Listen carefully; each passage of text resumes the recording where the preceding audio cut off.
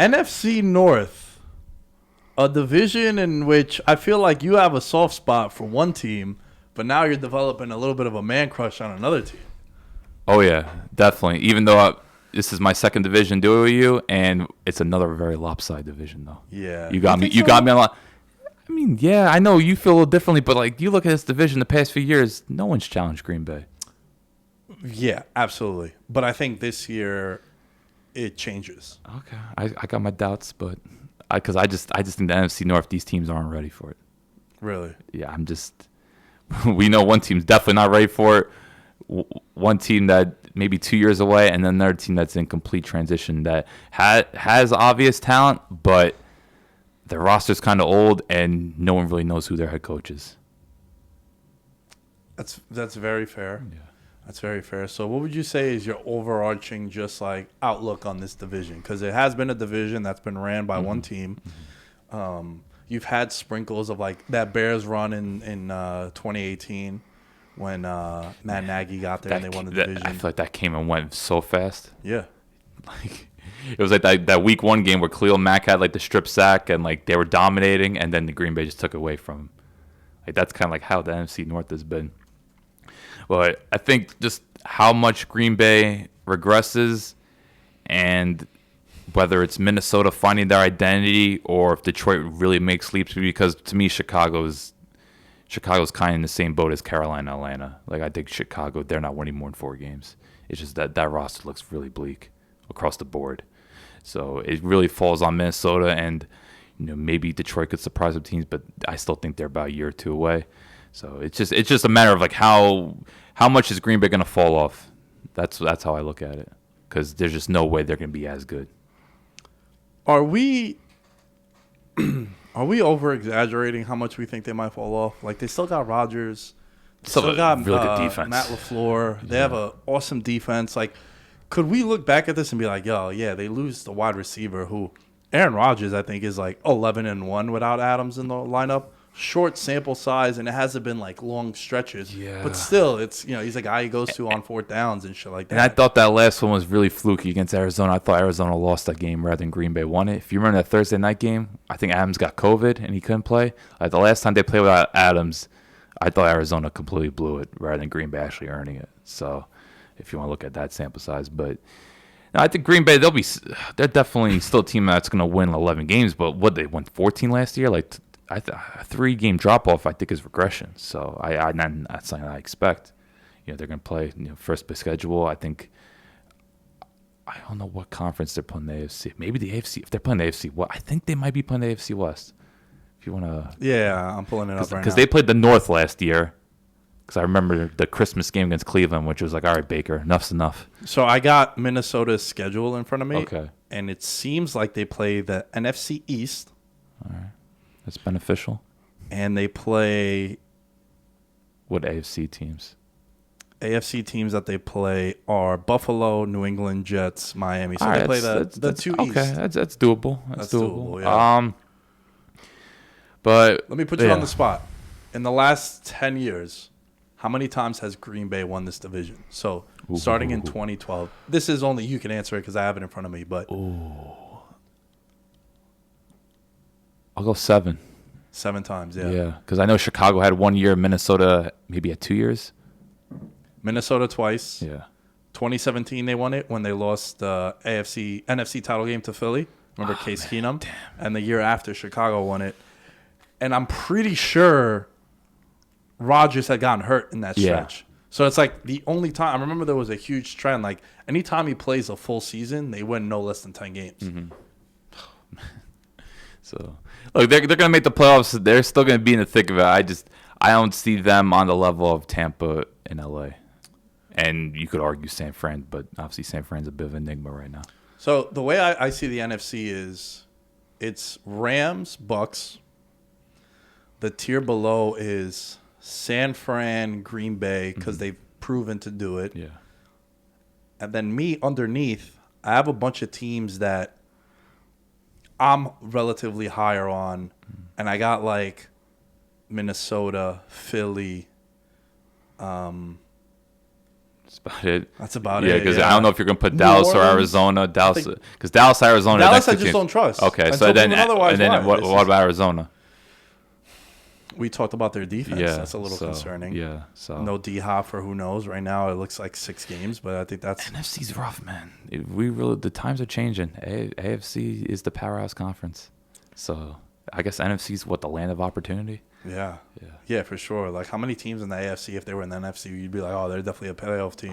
But About now like you're looking 8, at the AFC. 9, yeah. Now you're looking at the AFC, you're like, holy shit, I really like the Raiders, for example, but fuck, that division alone is going to be crazy. All right. I want to talk about addition.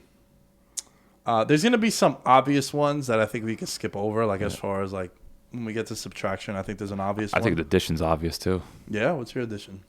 In the division, it's got to be Zadarius Smith. It's a big steal by Minnesota. And even though he's a little older, he's still one of the more versatile defensive linemen. Like, he's not just an edge rusher. He, on passing downs, could go inside.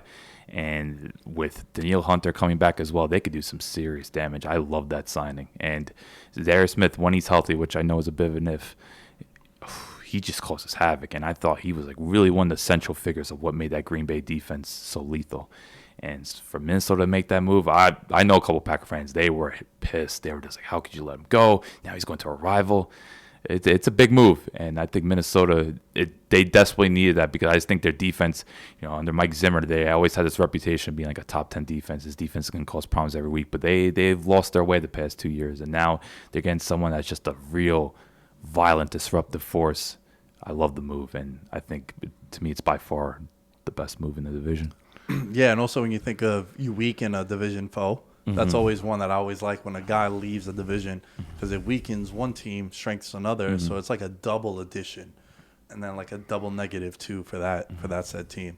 Yeah, that's a good one, man. I remember like the Smith brothers were like a real thing when them two first got there. I think for me, the one that I'm looking at is. Maybe because I'm like a little higher and I wanted to pick something different, but like I kind of like the weapons that Detroit brought in. DJ Chark. Yeah, it's a good move. Jamison Williams too. I know he probably won't be ready for the week 1 because he tore his ACL in the national championship. But Jared Goff, very I've done a complete 180 on him on the show. He was my MVP pick in 2018. Now it's like, I'm fading Jared Goff. We were talking about that before we started recording. But, like, I think DeAndre Swift is going to have a monster year this year. He missed some time last year.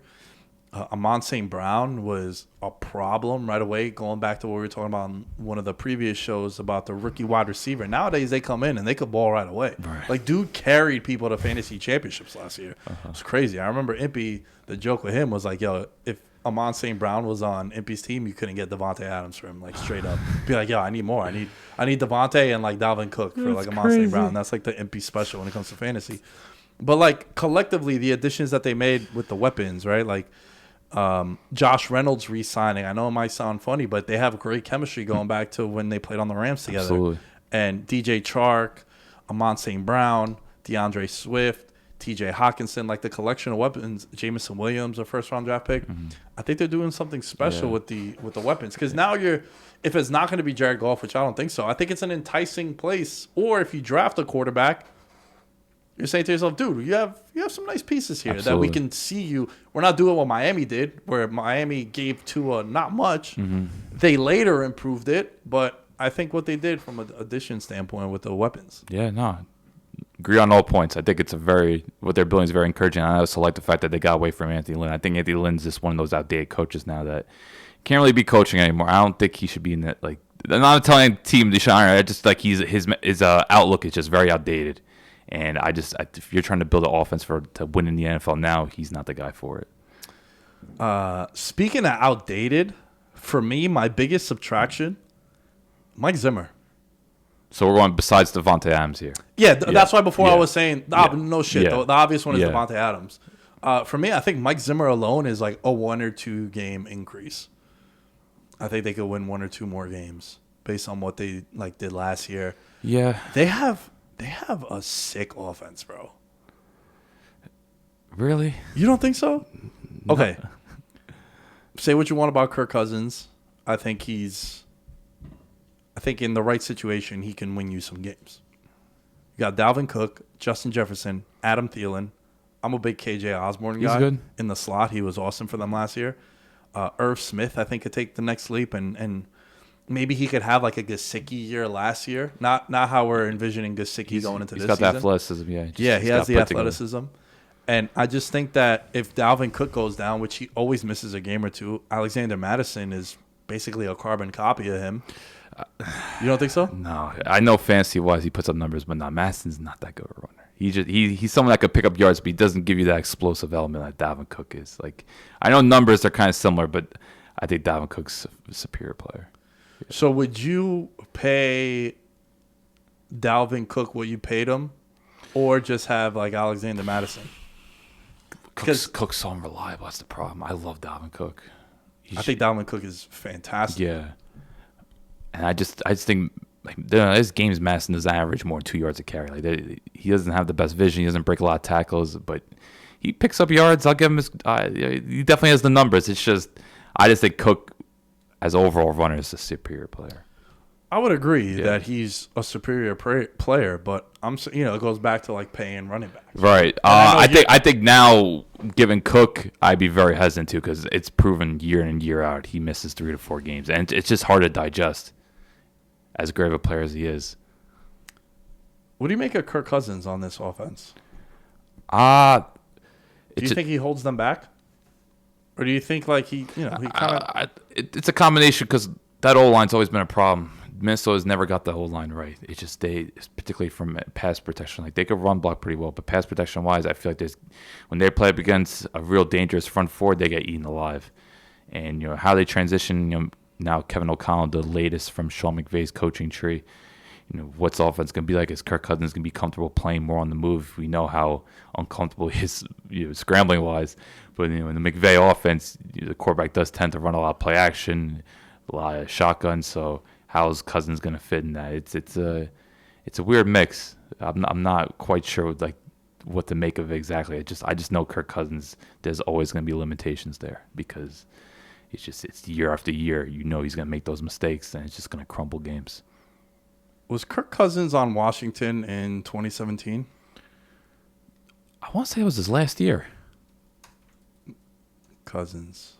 Let me pull that up. I think that was his last year in Washington. Because Kevin O'Connell was the quarterback coach. Interesting. Oh. So is there a relationship there? There's a relationship there. Okay. That's why I mentioned that. And as I pull it up, 2017 was his last season. So there is some they're familiar with one another. Okay, that helps. So I was not aware of that. Yeah. I wasn't either until I pulled this up. I was just like, because you think of Kirk Cousins and like the McVay tree, it's the Shanahan tree also, and those guys are all tied in together one way or another. It's the same concepts, and they're all like so close. And it's a lot of the same stuff. And Kirk Cousins, like I remember everyone's fantasy booking was like, oh, he's going to be the quarterback for the Niners when Shanahan got there and shit. Like everyone was like, that was the most like generic take that everyone would have. And then O'Connell being a part of that, I think there's some thing there. There's something there since they are familiar with one another. Right. So and he had his best seasons with Shanahan too. So it's going to be interesting, man. But I think Mike Zimmer, like, he would put guys in the doghouse, and then it was impossible for you to get out of it. Yeah, it ended ugly. Yeah. I think it's a good call. If I had another subtraction, I guess Khalil Mack. It really comes down because I think Allen Robinson just had to get out of Chicago. And he wasn't even a factor for them last year. So he was injured, just he fell off. But my fault. When I was putting my notes for this, I was like, oh, it's Devontae Adams, but I don't want to talk about Devontae Adams because we like doing that, not an obvious one. And then I was saying, oh, Allen Robinson. But I was like, yo, he got dropped in all fantasy leagues. The dude was taken in like the 5th round. Yeah, he something just completely, whether him not being able to create separation or just a lack of chemistry with Fields, he was a total non-factor. So I guess I got to go Khalil Mack just because he's still a presence. He's obviously not quite the same force, but still losing Khalil Mack is your defense is going to feel that. So that'll be my biggest subtraction besides Devontae Adams. Storyline. Don't it got to be the Lions, bro? It's not mine. As much as I love him, it's not mine. I think because I'm trying to go non-Packers here since this is Packers division. But I really am. The storyline is just how is we talked about already though. Like mine is with Cousins and O'Connell. How are they going to mesh? Because Kirk Cousins has seen his fair share of coordinators and offensive play callers. Now, just what's that transition going to be like? Even though now they've worked together. So, I'm just curious about that because I just think Minnesota, like on paper, their offense should be top 10. Like they have premium talent. Like their offense can be scary, but like how is McConnell going to maximize it? Because I feel like Minnesota, they've had spurts, but they haven't had the sustainability that they need to be a playoff team. Yeah, I'm fascinated by Minnesota, bro. I really think Minnesota can make some noise. Early indications, I like them to win the division. Wow. Yeah, I think the addition of O'Connell getting there, I think the weapons that they have in place, the additions on defense, there's just something about Minnesota that I really like. Packers and Vikings play each other week 1, so we'll get to see them. I believe Minnesota's at home. No Devontae Adams, he would feast on the Packers. Yeah. He would always go nuclear. If you want to talk about offensive peak, I think that was one of the games last year. Minnesota beat Green Bay, and that was one of the best Minnesota offensive showings. They put up 31, and to put up over 30 points on Green Bay defense. Yeah, very impressive. So they're capable of that, but it's just consistency. Man, I know I'm banking a lot on Kirk Cousins, but I think the collection of pieces around him, I think is fascinating, dude. And I really think, even though it's not my storyline, but just to add to that, they've talked about Dalvin Cook being more involved in the passing game, which it's going to be interesting to see the way O'Connell utilizes a workhorse back like him, because for as much as he misses time, they do feed him 25 touches. Oh, yeah. He gets... When Dalvin Cook is playing, there's no splitting time. Maybe you'll come in for a drive, but you ain't. It's Dalvin Cook's 90% of the time. They got to. He carries the load. Yeah. So, but to me, the storyline is, dude, something about Detroit, bro. I don't know if maybe if all goes well, they can maybe be a playoff team because the conference is so bad. Yeah. The firepower and the offense, like I talked about before. They also have a good O-line, which I think is very important, especially when your quarterback's Jared Goff. But I do think how they built in the trenches is something that could benefit them. Because when you think of young rebuilding teams, for most part, you think, their O-line's going to be rough. Theirs is not. Theirs isn't. And, dude, look, Jared Goff is serviceable, and he'll have some weapons. And, don't forget Okudah. He's coming back off a big injury. He hasn't lived up to what was he, number 3 or 4? Yeah, overall? it's just when he's on the field, it hasn't been. Yeah, so that's why I just wait and see at this point. I don't have any excitement over it because he has to do it. Very fair. That's very fair. But I think you can bring him in. You get Jameson Williams coming off injury, 2 pieces that I think they're going to be relying on, and both of them coming off severe injuries. And let's not forget Aiden Hutchinson. Yeah. What kind of impact could he have? A Micah Parsons kind of impact. He's from Michigan. He played at Michigan. I don't know exactly if he's from there, but yeah, he's a hometown kid, I'm pretty sure. Their defense was bad, right? They were 30th in the league in sacks. Can they get to top 15? You're not going to go from 30th to 3rd, but you want to just go from 28th, 29th to in the teens. Yeah. So, man, Detroit, they played a lot of games close. They were, I think, it was them and the Packers were the best 2 teams against the spread last year. Damn. So they were a cover machine. You never would have guessed. I remember I was doing that show with Will when we were in Vegas. I was like, yo, you know who loves the Lions? Professional bettors. Because they were 11-5-1 against the spread. You're like, holy shit, what the hell? How's that happen? This is how they grew in popularity. Yeah, exactly, dude. So, and, they're going to be on Hard Knocks, which is interesting. Dan Campbell, the brand is just being built. Kneecaps. Just bite them all. Drink it, espresso. 3 espresso shots by 9 a.m. And, they have a lot of former players on their coaching staff. Yeah, which is a cool dynamic. I know Aaron Glenn's been getting a lot of praise. Aaron Glenn, Mark Brunell, Randall L., Deuce Staley.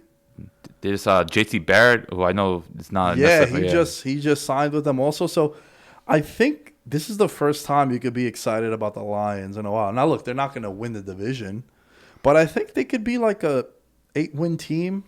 and you feel good about it. Yeah, absolutely. Detroit needs something at this point just to get behind, like a nice feisty unit with just young emerging players, and that's what it is. Like, we're talking a lot about old rosters. I would argue maybe Detroit has the youngest roster. Like, I don't know too many old players on that team. Hey, maybe Marvin Jones. Marvin Jones on the he's on the Jaguars. Jesus, my apologies. But for the most part, like they're young. Like they don't have too many veterans because they released Eric Flowers who just didn't live up to that contract. But besides that, it's mostly young players. Hey, are we being disrespectful to Chicago? No. I know. Look, they got rid of the best thing is they got rid of Matt Nagy. The only thing we said was like, yeah, they lost Khalil Mack. Like that's it. Like we're not, their biggest addition was probably. I mean, they didn't have any. Their receiving core is rough. Byron Pringle. O-line's bad. Defense. They still got Rob Quinn, which is nice, but I'm not crazy about Eberflus either. I always thought his defenses, they allowed a lot of yards. It's just they forced turnovers, but it's just there's just not much star power in Chicago, and I don't even think the prospects that they have are really developing into, like, obviously we'll see what happens with Fields, but it's just what it really excites you about Chicago. Darnell Mooney. He's cool. He's fun. About it, yeah. Like Montgomery's a steady player, but, I think he's kind of risen up that infamous picture that I know you love always, bro. But Montgomery can actually run the ball. Like he's a player, but it's he's a baller, man. And especially when you look at the offense that he's on, he's not really getting any attention drawn away from him. It's just they're gonna be losing a lot of games, and I just feel like it's kind of empty there right now. And I think they're doing a real disservice to Justin Fields by not really doing anything on the O line. Of all the second-year quarterbacks, and I know you have a beef with the Jets. You have to pick Justin Fields as being in the worst scenario for them. Absolutely. Because they've done nothing to help him. The only thing I'm arguing about, I don't have a beef with the Jets. What have they done? Like, yeah, but they've done something. No, organizationally, yes, they've invested picks, which is the right thing to do. About. It's just now you got to show it on the field. Chicago, it's just obviously they did business with the Giants last year, which put them in a hole. But like even free agency though, like. I don't know what their cap situation was, but the cap couldn't have been that bad. Like, do people just not want to play in Chicago? I mean, it's not exactly Miami or a nice weather place. Trevor Lawrence, Jaguars go bananas in free agency. I mean, whether we no other choice, they had to. But they made the attempt. Yeah, right? Jets as well. Jets made the attempt. New England's they got decent core. New England maybe, but you trust the infrastructure of New England at least. Where Justin Fields, it's like, all right, you know what we did for you? We got rid of Allen Robinson, who was our best offensive player, even though we didn't utilize him. We lose Khalil Mack on defense. We lose Akeem Hicks on defense. Right. What about Jakeem Grant, who every time dude was like field a punt was like electric? That Sunday night game was one of the more enjoyable ones. So fire, son. And you really didn't do nothing. So he's in the worst position of any of these, like, and if we turn the clock back a little bit more, like, in the last 5 years, there's not been a first-round quarterback in a worse situation going into his second year. The Giants even made moves for Daniel Jones, bro. Maybe you could argue Darnold with the Jets, or no. Ooh, that's a good one. I don't remember them doing much for Darnold. That's a good one. The whole Gase nightmare. But, no, I just... And I don't even think it's a big slide in Chicago. It's like we did that NFC South show. Like we talked 90% Bucs Saints. We had barely anything to say about the Panthers, and the only things we talked about the Falcons was Matt Ryan. Like, so it's just like when your team's not good, like what can we really talk about? We're not going to force conversation. We're just going to go 5 minutes just bashing them. Like, no, it's going to be a long process for them to get back to where they were. They had to clear out Nagy, and Ryan Pace was a mess. Like it was just clear overhaul was needed. That was it. Like Minnesota too, but Minnesota at least has players though. Like Minnesota, I just think needed a change of scenery. Like that era, it had success, but it ran its course. Chicago didn't really have success, even though oddly enough they made the playoffs twice. But we know the last time they made it was purely just because of the 7th seed. Yeah, man. It's fascinating with the NFL how, there's a. Like in the NBA, right? I always would like to say, like, I don't want to be the 7th seed. Like, I'd rather tank, try at the lottery, get some building blocks, as opposed to being the Hornets or like those like Hawks teams back in the day where they'd be the 6th or 7th seed and get throttled in the first round. Like, you're gonna stay complacent forever. But in the NFL, there's ways that you could be exciting, you could be interesting, and there's no league where a team goes worst to first or worst to playoffs than the NFL. A lot of that has to do with the contracts. Right. It's a gift and a curse, and it sucks that the money isn't fully guaranteed. But if I give a player $100 million, $60 million guaranteed, and after 2 years he's not that player anymore, I'll take the L on the $60 million, but I could get out of that contract. Where you see it in the NBA, those contracts are fully guaranteed. You see it in baseball, you're like, damn, dude, having to pay this guy in baseball, like you'll pay Robinson Cano for the first 3 years, but those last 7 years of the contract, you're like, oh, fuck, he's no longer that kind of player. Right. And with the NFL, the thing that's so upsetting about the Bears is that they haven't done anything to help improve, to evaluate Justin Fields too. We were talking about Tua on the last pod that we did, how at least now going into year 3, you can evaluate what Tua is because there's no more excuses. You got mad new weapons on Miami. New coaching staff. In Chicago, how can you assess Justin Fields, bro? Yeah, you got Montgomery and Mooney. I like them. I'm fans of them, but that's it. It's just bad organizational stuff, dude. And they're paying the price. And look, it's going to take at least 2 years, if not longer. That's just how it is with certain teams. Let's go into X Factor as we start to wrap up.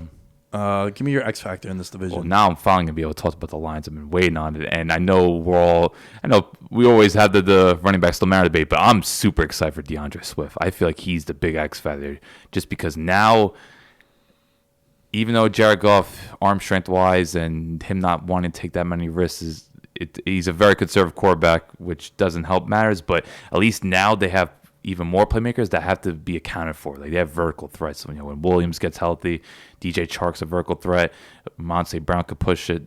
Like I think now they're going to clear up the short to intermediate areas. And DeAndre Swift to me is one of the most dynamic pass catching backs in the league. So not just as a runner, but as a receiver as well. Like I think he can absolutely explode. And there might be some weeks where he might not put up the statistics just because I think Jamal Williams has really proven himself to be a capable back. Like I don't know why Jamal Williams people never took seriously until he left Green Bay. They always thought he was like just a big plotter. Right? But I think he's proven himself. I feel like now he's a decent complementary back. Like he's a good power back, and he's going to get those red zone looks. But I still feel like DeAndre Swift, even if his touchdown numbers are low, he could do some wonders there. And I feel like he could have a huge season. I just think now that's opened up, because he was getting a lot of targets last year, and he still might get it, but I feel like now that's going to be more efficient, the targets. Like, he might average, say, 8 to 9 yards a catch rather than, say, 4 to 5. Like, I think the big plays are going to be more open up from there, and I'm really excited for him. I think he's always been a hell of a talent.